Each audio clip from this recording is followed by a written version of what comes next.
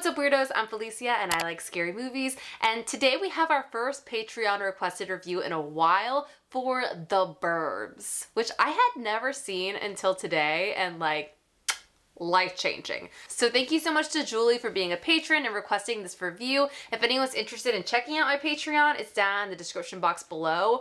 I just posted a huge like life update about my whole life, so if you have any interest in that, feel free to check it out. You can subscribe for as little as $1 a month. We do movie hangouts, it's really fun.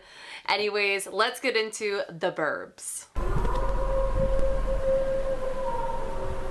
So The Burbs came out in 1989 and it was directed by Joe Dante, and it's basically about a very stressed out suburban dad and his neighbors who are convinced that the new family on the block are part of a murderous satanic cult. So as soon as I turned this movie on, I was pretty much delighted immediately by like the late 80s, early 90s nostalgic vibe, like the way it was shot, the homey nature of the neighborhood and the houses. This was shot on a lot that has been used in like countless movies and TV shows, even The Desperate Housewives. So I felt like this little neighborhood, like I had been in it before. And then as the movie really got started, I was like, oh my gosh, like what an incredible cast. So we have Tom Hanks, Carrie Fisher, Corey Feldman, Bruce Dern, who else? Harry Gibson, Wendy Shaw. Like there's just so many people in this movie that I was like, oh my god, they're in this? Oh my god, they're in this? And maybe it was because it was directed by Joe Dante that they were able to get such a fancy cast. But this movie is rated PG. It's a comedy, and it's like the silliest, most fun little spooky movie ever. Like it just with like A-list actors. Was anyone else surprised by this film when it like came out or when they discovered it? Like I was just so surprised. And like coming back to like the comfy vibe of this movie, like it's got that like Joe Dante vibe, and like I keep saying late 80s, early 90s, like the kitchen wallpaper and the brown cabinets. Like there's just all these things in it that just make this movie like feel so comforting. I can't believe I hadn't seen it until now. But anyways, let's get into what I loved about the movie. Besides the comfy vibe, besides the amazing cast, I also like really liked the sitcom-esque nature that the opening was shot as. Like, I don't know if this is gonna make sense, but I liked how all the characters were introduced. Like, yes, we have Tom Hanks, who's this like overworked guy. He's married to Carrie Fisher. He's on his vacation. So he's on vacation from work. He has like a week off or something. And Carrie Fisher wants to go to the lake, get away for the weekend. And he's like, no, I want to sit in my pajamas and hang around the house. And she's like, okay, well, you're probably going to get bored and go crazy. And he's like, no, this is how I relax. And of course, like, he immediately is like going crazy.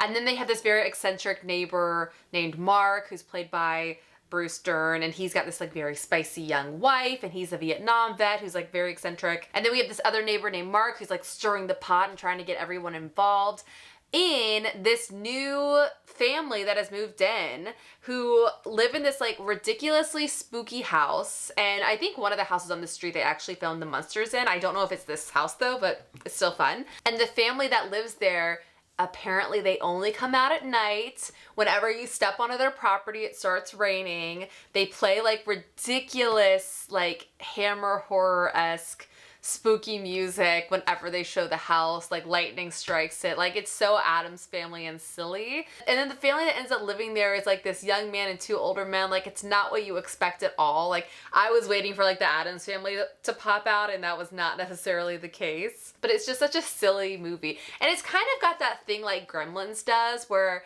the movie is rated PG, so like kids can definitely watch it. It's very silly, it's funny. It's not actually that dark or scary at any point, but then you have these like very fancy actors in it, and I don't know, it's just like one of those weird Joe Dante things where it's like does have horror elements, but it's still kind of framed in this family movie style thing. I don't know, I liked it a lot. And then at some point they finally get to go into the spooky house because the wives are like, instead of sneaking around in their trash, we're just gonna go knock on the door and then walk in their house. And so they all do that, and they meet this family, and they're of course super weird, and they're offering them like sardines and pretzels, and like Tom Hanks like has the slowest scene of eating one sardine. It's very random, but it's funny. But overall, I mean, it's just great. It's these super paranoid dads that think they have a murder in the neighborhood, and turns out they're right. Spoiler alert. And one fact that I found that I had to share with y'all because I thought it was so amazing. So there's a dog in the cast. There's a couple of dogs, but there's one really cute little toy poodle who is running around at the top of the movie. And I think in the movie the dog's name is Queenie, and it is the same dog actor. You're not gonna believe this. It's the same dog actor that played Precious in Silence of the Lambs in 1991. Like, that dog is a working actor.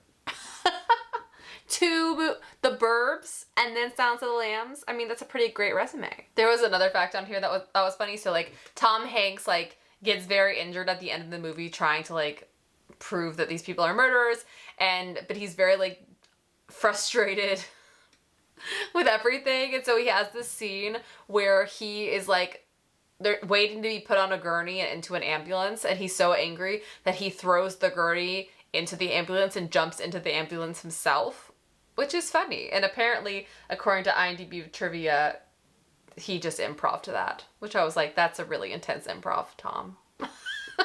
And actually, according to this, a lot of the movie was improv because they filmed this during the writer's strike, and so the writer, Dana Olson, wasn't able to make any edits to the script while they were filming.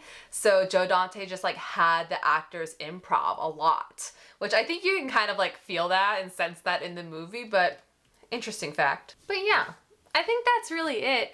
Overall, it was just a really enjoyable film. It was kind of hard to find to watch. I don't know if anyone has this had this experience, but it wasn't just easily rentable on Amazon. I had to actually like make a 7-day trial of a Starz subscription. So that was like a little annoying, but honestly, it was worth it because this movie was awesome. It's definitely one I really wish I could have on VHS because I can imagine this being like the most calming, fun, nostalgic VHS watch. But yeah. Thank you so much again, Julie, for recommending this. I appreciate you. I appreciate everyone that's on my Patreon. You guys are awesome. I love you so much. And we'll talk soon. Have a nice scream.